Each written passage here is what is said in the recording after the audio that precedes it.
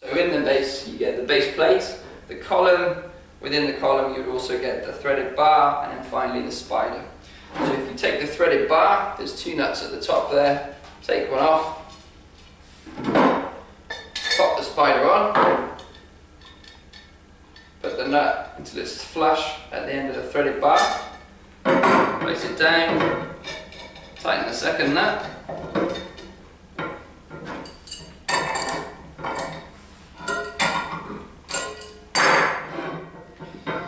place the column over the top. You have two locating screws at the top, they'll go into the spider.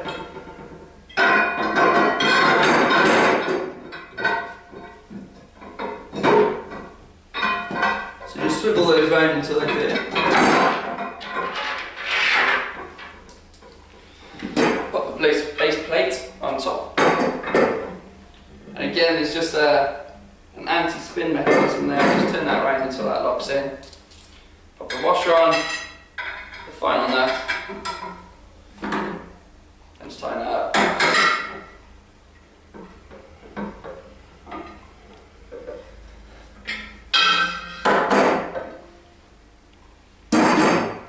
Madre base.